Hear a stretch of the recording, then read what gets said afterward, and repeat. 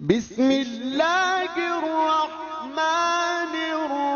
الرحیم۔ بقی ویسے تو ترجمے کے اعتبار سے پھیلی ہوئی زمین کو کہتے ہیں، یہ بہت زیادہ وسیع زمین ہوتی ہے، مدینے کے برابر میں ہوا کرتی تھی، یعنی وہ جو حصار مدینہ النبی کے نام سے پھر مدینہ نام پڑا یثرب کا، تو جو حصار اس شہر کا تھا اس سے باہر کا ایک علاقہ ایک بہت وسیع، کہ جو ایک روایت کے مطابق خود رسول اللہ نے ہی یہ چاہا تھا صلی اللہ علیہ وآلہ وسلم کہ ہمارے پاس ایک ایسی زمین ہونی چاہیے کہ جہاں پر ہم پھر عالم اسلام میں جو اب شہادتیں ہونی ہیں، جو طبعی موت لوگ دنیا سے جائیں گے، ان کو دفنانے کا انتظام ہو، یعنی اس طرح کی ایک بات ہے۔ یہ علاقہ کہ جو معروف تھا کہ بہت زیادہ یہاں درخت کاشت ہوئے تھے، اور ایک جھمکٹا تھا درختوں کا، ایک جھرمٹ تھا درختوں کا، آہستہ آہستہ قبریں بنتی گئیں، اور یہ بقی جو ہے یہ بہت زیادہ بڑا میدان ہے، وسیع و عریض میدان تھا کہ جو پھر قبرستان بنتا چلا گیا۔ بہت زیادہ اسلامی شخصیات کا، اصحاب کا، جیسا کہ آپ نے تذکرہ کیا،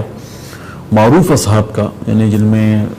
جو بڑے نام آتے ہیں، جیسے عثمان ابن مظعون کا نام آتا ہے، وہ پہلے صحابی ہیں کہ جن کا انتقال ہوتا ہے، اور جو آئے ہوئے ہیں مدینے سے، مکے سے آئے تھے، یعنی مہاجرین میں سے تھے، ان کی قبر یہاں موجود ہے۔ سعد بن عبادہ کی قبر یہاں موجود ہے، ابو سعید خضری کی قبر یہاں پر موجود ہے، یعنی بڑے عظیم شخصیات، خود رسول اللہ کے چچا یہاں پر عباس یہاں پر موجود تھے۔ تو یہ جگہ جو ہے نا، یہ آہستہ آہستہ اصحاب کے لیے اور مشہور یہ تھا کہ تقریباً 10,000 کے قریب اصحاب رسول اللہ صلی اللہ علیہ وآلہ وسلم یہاں پر مدفون ہیں۔ ازواج مطہرات میں سے صرف 2 کے لیے کہتے ہیں، حضرت خدیجہ کے جو مکے میں تھی، جہاں جنت المعلیٰ قبرستان کا نام تھا، جہاں حضرت ابو طالب علیہ السلام بھی ہیں، ان کو بھی انہوں نے مسمار کیا، انہیں بھی انہوں نے ختم کیا۔ اور اسی طرح سے میمونہ صرف 2 ازواج کہلاتی ہیں جو یہاں نہیں ہیں، بقیہ ساری ازواج بھی یہیں پر ہیں۔ رسول اللہ کا اپنا بیٹا ابراہیم بھی یہاں پر ہے، اور پھر بعد میں امام حسن علیہ السلام کے صحابی ہوئے، امام زین العابدین علیہ السلام کے صحاب ہوئے، یا اسی طرح سے آپ نے دیکھا کہ امام باقر اور امام جعفر صادق علیہ السلام کے صحاب ہوئے، سب یہیں پر اسی زمین پر موجود ہیں۔ اور تاریخ کے اعتبار سے یہ ایک ایسا مقدس مقام ہے، اور باہر مدینے سے تھوڑا ہٹ کے بھی تھا، اسی لیے سارے قبور عموماً مقبرہ ہوتا بھی تھوڑا سا شہر سے ہٹ کر، یہیں پر وہ بیت الاحزان بھی ہے کہ جہاں جناب فاطمہ زہرا السلام علیہ گریہ کیا کرتی تھی، صاحب ان پر آئے اور جو مصائب امام علی علیہ السلام پر آئے۔ یہ اس اعتبار سے بہت مقدس مقام ہے۔ اور پھر روایات میں ہے اولیاء خدا کے قبور پہ جانا، خود والدین کے قبور پہ جانے کی کتنی زیادہ تاکید ہوئی ہے، اپنے گزشتگان کے قبور پر جا کر ان کے لیے فاتحہ پڑھنے کی کتنی تاکید ہوئی ہے۔ اب اگر یہاں اتنی بڑی بڑی شخصیات ہوں، اتنے اصحاب ہوں، اتنی ازواج ہوں، اور پھر خود ائمہ اہل بیت علیہم السلام ہوں، مولا کائنات کی والدہ بھی یہاں فاطمہ بنت الاسد بھی یہیں پر ہوں، تو یہ تو پھر کتنی عظیم سرزمین بن جاتی ہے، مقدس سرزمین بن جاتی ہے۔ اور یہی نہیں، پھر رسول اللہ بھی اسی کے نزدیک ایک جگہ دیکھا آپ نے، یہ کوئی فاصلہ نہیں ہے، جہاں رسول اللہ کا حرم ہے، رسول خدا، اور یہ سارا علاقہ ایک ہی جنت البقیع کی باؤنڈری تھی کہ جس کے اندر یہ سب کچھ موجود تھا۔ تاریخ کے اعتبار سے ہمیشہ یہاں پر تاکید ہی کی گئی ہے، اہل سنت برادری میں بھی ایسا ہی ہے، اہل سنت دنیا ہو یا خود صوفیہ کا مذہب ہو، سب کے ہاں قبور پہ جانا اور ان کے درجات کے لیے بھی، اور خود اپنی مشکلات، اپنے مسائل، اپنی پریشانیاں، ان کا بھی اظہار کرنا بزرگان کی محفل میں کہ جو وسیلہ بنے آپ کے لیے۔ تو یہ ایک مروجہ موضوع تھا کہ جو اسلام کے اندر رائج ہے۔ جو نا وہ اب تک یعنی رسول اللہ صلی اللہ علیہ وآلہ وسلم کے بعد 1344 ہجری سے پہلے ہی اپنی جگہ پر قائم تھا سب کچھ۔ جی جی۔ اتنے عرصہ تک قائم رہنے کے بعد کون سی ایسی فکر پیدا ہوئی کہ جنت البقیع کو مسمار کر دیا گیا؟ ایک شخصیت رہے مدینے کی، آج بھی ان کی اولادیں موجود ہیں مدینے میں، اور ابھی بھی جب آپ کے حجاج جاتے ہیں اور اسی طرح عمرے کے زائرین جاتے ہیں تو ان کے گھر جاتے بھی ہیں۔ بہت بڑا باغ ہے ان کا، عمری کے نام سے شخصیت ہے، خود انہوں نے نقل کیا ہے، عمر ان کی 100 سال رہی ہے، کہ میں نے خود اپنی آنکھوں سے یہ آباد قبرستان دیکھا ہے، یہ جنت البقیع کو میں نے اپنی آنکھوں سے آباد دیکھا ہے، روضے میرے سامنے موجود تھے، جناب فاطمہ کے نام فاطمہ بنت الاسد کا حرم ہو، ائمہ کے قبور ہوں، اصحاب کے مقبرے ہوں، ازواج رسول کے مقبرے ہوں، یہ سب موجود تھے۔ 1344 تک رہے، اور اس سے پہلے کسی بھی فرقے نے کبھی بھی اس فکر کے ساتھ کوئی بھی یعنی ہم آہنگ نہیں تھا. یہ والی بات روایات کا حوالہ دینا, تاریخ کا حوالہ دینا, یا کسی مسلم کی موجود کسی روایت کا حوالہ دے کے وہ بھی ایک ضعیف روایت کا حوالہ دے کے اس طرح سے تمام قبور کو گرا دینا, یہ پہلے کبھی کسی مذہب و فرقے نے اس طرح کی کوشش جو نہیں کی. یہ قبور جو ہیں, صحیح کہا آپ نے کہ اس 1300 سال تک تقریباً قائم رہی ہیں, 100 سال ہونے والے ہیں کہ ان قبور کو جو ہے وہ گرایا گیا. اس کا بیک گراؤنڈ جو ہے نا وہ مذہبی بنایا ضرور گیا ہے, سہارا ضرور لیا گیا ہے, مذہب پہ یا فرقے پہ یا کسی روایت پہ سوار ضرور ہوا گیا ہے, لیکن اس کے پیچھے اصل میں سیاسی بیک گراؤنڈ ہے. جیسے کہ ابھی آپ نے بھی ابتدائی جملوں میں کہا کہ جناب زینب سلام اللہ علیہ کے حرم کو گرانا چاہتی تھی. واضح ہے کہ یہ سارا کا سارا جو موضوع ہے یہ سیاسی زیادہ ہے نسبتاً اس کے, کیا ہم اس کو مذہبی کہیں. وہ کیا مسئلہ ہے, وہ یہ ہے کہ اولیاء ہوں, اس طرح کے مقدس مقامات ہوں, خود بیت خدا ہو, بیت اللہ ہو یعنی خانہ کعبہ, یا خود رسول اللہ کا حرم ہو, یا اہل بیت کے حرم ہو, اصل میں یہ تجمع ہے. یہاں پر اجتماع ہوتا ہے, یہاں پر لوگ جمع ہوتے ہیں, یہاں پر افکار کا تبادلہ ہوتا ہے, یہاں مشکلات کو ڈسکس کیا جاتا ہے. اور پھر صحیح بات ہے کہ جب سب لوگ مختلف دنیا کے کونے سے جمع ہوئے ہیں اور چند لوگ ساتھ چند دن ساتھ رہتے ہیں, تو یقینی طور پہ تبادلہ خیال ہوتا ہے موضوعات کا, اپنی مشکلات کا. اس طرح کے اجتماعات, یعنی پہلے تو ٹھیک ہے کہ آثار مٹاؤ اہم شخصیات کے, جب آثار مٹائے تو یہ جو شخصیات کے آثار کو مٹانے کا ایک ہدف تو یہ ہوتا ہے کہ اس کا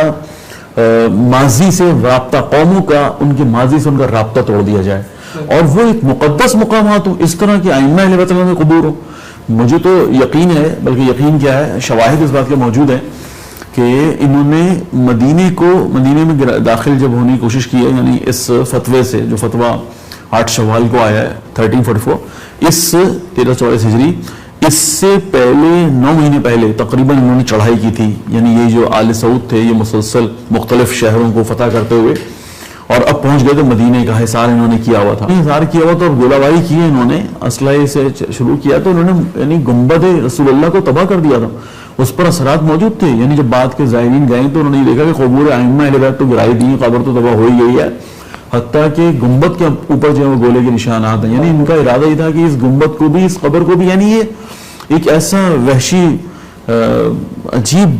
جانوروں کا ٹولہ تھا کہ انہیں تمیز ہی نہیں تھی کہ ہم کر کیا رہے ہیں. ڈاکوؤں کا ٹولہ ہے, ڈاکو رہے ہمیشہ انسانیت سے دور, اسلام سے دور. تو یہ تو رسول اللہ کے روضے پر انہوں نے حملے کیے ہوئے, اور یہ بات جو ہے ہمارے یہاں تاریخی اعتبار سے ثابت ہے. شخصیات کی جو بعد میں گئی ہیں مذاکرات کے لیے, ٹرکی سے گئی ہیں, مصر سے گئی ہیں, سعودی عربیہ اپنا سرزمین حجاز کی طرف, اور ایران سے گئی ہیں, بر صغیر سے آئے ہیں, تو لوگوں نے جب مشاہدات اپنی لکھی, باقاعدہ نوٹڈ ان کے مشاہدات ہیں جو آپ کی کتابوں میں موجود ہیں. واقعہ ہو رہا ہے نا, تو تازہ جو ہے نا پہلی جنگ عظیم کا زمانہ ابھی ختم ہوا ہوا ہے, اور خلافت عثمانیہ کو توڑنے کی جیسے کہ 1923 میں ایک سنجیدہ کوشش ہو رہی ہے اور 26 میں کامیابی ہو جاتی ہے. آپ سوچیں 23 اور 26 سے پہلے والے جو سال ہیں وہ کتنے حساس سال ہیں, اور یہی والے سال ہیں کہ جس وقت سعودی آل سعود یعنی جو ہے اپنا آہستہ آہستہ مسلط کر رہے ہیں سرزمین حجاز پر, اس کا نام سعودیہ بنتا چلا جا رہا ہے. آل سعود نام چینج کر رہے ہیں اس جگہ, اس مقدس سرزمین کا, کہ جسے سرزمین حجاز کہا جاتا ہے, رسول اللہ کی سرزمین ہے. اس سرزمین حجاز کا نام ایسا تبدیل ہو رہا ہے. یہ سارے ایام اس وقت دنیا میں عالمی جنگ کے ختم ہونے کے فوراً بعد کے ایک افراتفری کی صورتحال ہے, جس وقت جو ہے نا وہ سب کو اپنی پڑی ہوئی ہے. سارے اسلامی ممالک کو اپنے مسائل ہوئے ہوئے ہیں, کیونکہ خلافت عثمانیہ ٹوٹ رہی ہے, ٹوٹنے جا رہی ہے. تو ہر ملک میں جو بعد میں خلافت ٹوٹنے کے بعد جو اسلامی ملک تقسیم ہوتے چلے گئے, لوکل ایشوز کھڑے ہو گئے. وہاں پر جو ہے وہ استعماری طاقتوں نے کوشش کر کے اپنے من پسند حکمران مسلط کیے, جن کا پپٹس کہتے ہیں یا کٹ پتلی حکمران کہتے ہیں. تو اس لیے جو ہے نا وہ آپ کو آواز اٹھتی ہوئی نظر نہیں آ رہی ہے. اگر کہیں سے اٹھ رہی ہے, جیسے رہبر معظم ابھی اسی موضوع پہ گفتگو کرتے فرما رہے تھے کہ اگر اس زمانے کی مؤثر آواز اٹھتی شرقی علاقوں سے, اسلام کے شرقی علاقوں سے اٹھنا شروع ہوتی, مثلاً یہ اتنے اسلامی ممالک پائے جاتے تھے جس پر مسلط ہو گیا تھا رشیا 1919 کی 1918 کی باتیں, مسلط ہو کے اسلامی ممالک کو جکڑ لیا تھا. یعنی یہی Turkmenistan, Tajikistan, Uzbekistan, Kyrgyzstan, Azerbaijan, Armenia, یہ سارا علاقہ رشیا کے اندر میں مسلمان ملکوں کا. پھر آ جائے ادھر بر صغیر کے اندر خود ایک افراتفری مچی ہوئی تھی, ختم ہو گئی تھی ہماری بادشاہی نظام ختم ہو گیا تھا جو 700-800 سال تک مسلط رہا تھا، مغل امپائرز جو ہیں وہ ختم ہوئے ہوئے تھے، یہاں ایک الگ افراتفری چل رہی تھی، یعنی عجم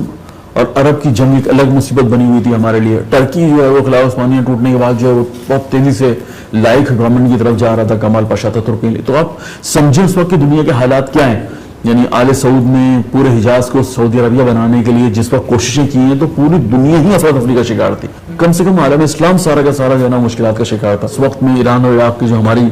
مرجع شخصیات تھیں، بڑے بزرگان تھے، مثلا اس میں آیت اللہ بہبہانی کا نام آتا ہے، وہ آیت اللہ نائینی کا نام آتا ہے، اس میں جو ہے وہ ایک بہت بڑی شخصیت جو آیت اللہ عبد الرحیم صاحب الفصول کے نام سے الحائری فیملی کا نیم ہے، انہوں نے تو حتیٰ کہ جب ملاقات کی ہے جا کے عبدالعزیز بن عبد الرحمن آل سعود جو اس وقت کا بادشاہ تھا جس کی سرپرستی میں سب کچھ ہوا تھا، جب انہوں نے جا کے ملاقات کی تو ڈاکومنٹ بھی ہمارے پاس موجود ہے کہ ملاقات کے بعد اس کو سمجھایا کہ یہ یعنی ہم سے بحث کرو، ہم سے مباحثہ کرو، مناظرہ کرو کہ یہ کس فقہ کے اعتبار سے تم پر ثابت ہو گیا کہ قبور نہیں ہونی چاہیے، قبر نہیں ہونی چاہیے، کسی کی بھی قبر نہیں ہونی چاہیے، ہم سے بحث کرو، مباحثہ کرو، تاریخی اعتبار ثابت ہے، فلسفی ثابت ہے، منطقی ثابت ہے، یا کوئی روایات اور احادیث کے مطابق یا قرآن کی کوئی آیات یا سیرت ہو اہل بیت کی یا رسول اللہ کی، تو بہرحال وہ اس وقت بحث تو مباحثہ کر نہیں سکتا تھا، تو اس نے پھر صاحب فصول کو باقاعدہ لکھ کے دیا۔ بہت بڑی بات ہے کہ وہ صاحب فصول کے پاس ہمارا ابھی ڈاکومنٹ ہمارے پاس موجود ہے جو لکھ کے دیا گیا ہے کہ ہمیں یہ جو کچھ ہوا اور ہم رسول اللہ کا تو بڑا احترام کرتے ہیں اور ان کے حرم کو تو گرانے کا سوچ بھی نہیں سکتے، اور ہم سارے مذاہب جتنے بھی موجود ہیں ان سے مشورہ کریں گے اور جو آپ کے خدشات ہیں وہ دور کریں گے، اور یہ یعنی وہ یہاں تک آ گیا تھا اپنی باتوں میں، وہ پیچھے آ گیا تھا، بیک فٹ پہ کھیل رہا تھا جب ہم نے ایک طرح سے چڑھائی کی ہے۔ لیکن کیونکہ دیکھیں ان کی سرپرستی جو ہے وہ پیچھے یہودی کر رہا ہے، ان کی سرپرستی امریکہ کر رہا ہے، ان کی سرپرستی یورپ کر رہا ہے، برطانیہ نے تو یہ باقاعدہ مذہب بنایا ہے، یعنی محمد بن عبد الوہاب کو باقاعدہ تیار کیا گیا ہے، وہ جو لارنس آف عربیہ تھا اس نے کس طرح رول پلے کیا، ہیمفرے کے اطرافات میں ساری باتیں موجود ہیں۔ تو یہ پورا ایک سسٹم جو ہے نا یہودی اور عیسائی اور خصوصاً امریکہ اور برطانیہ کا ایک رول ہے کہ جن کی طاقت پاور تھی، عیسائیت کی پوری پاور ان کے ساتھ تھی، آپ جو ہے وہ اللہ کی رسی کو مضبوطی تھام لیجیے اور پراگندہ نہ ہو۔ انہوں نے بالکل اس کو الٹ کام کیا، انہوں نے جو ہے نا وہ ایک ایسا خنجر مسلمانوں کی کمر میں گھونپا ہے جس کو آپ وہابیت کہتے ہیں، جو آج تکفیریت میں بدلتا جا رہا ہے، کہ انہوں نے پھر تفرقہ کا کام، اختلافات کا کام، یعنی مسلمانوں کو مسلمانوں سے لڑوانے کا کام، یہ سارا کا سارا جو ہے وہ آج جس کے آپ 100 سال پہلے والا بیج جو بویا گیا آج اس کا آپ نتائج دیکھ رہے ہیں کہ مسلمان سے کتنا دور ہو گیا ہے اور یہ ایک دوسرے کے خلاف کتنی زیادہ جدوجہد کوششیں کر رہا ہے۔